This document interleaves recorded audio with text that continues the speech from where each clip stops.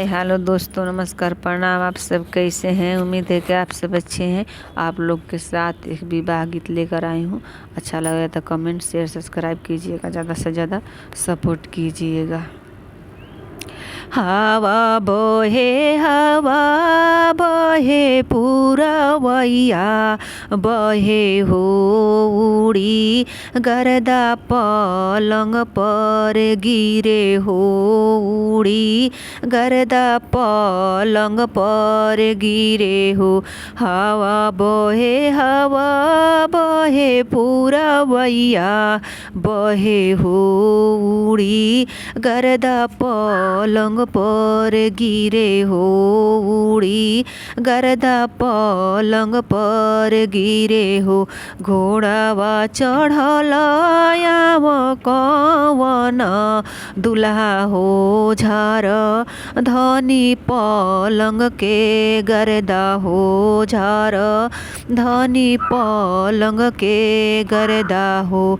9 लाख दहेजवा हमरो पापा दिहलन हो तबो हम नौकरनिए बननी हो तबो हम नौकरनिए बननी हो।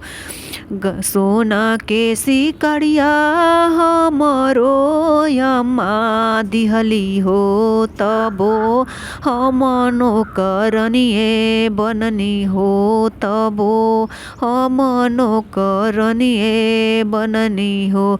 सोना के सिकड़िया हमरो अम्मा दिहली हो तबो हम नौकरनिए बननी हो तबो हम नौकरनिए बननी हो।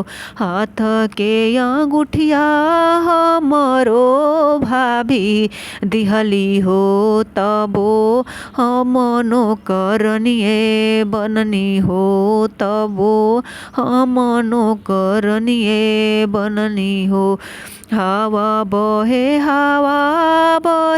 पुरवैया बहे हो उड़ी गर्दा पलंग पर गिरे हो उड़ी गर्दा पलंग पर गिरे हो।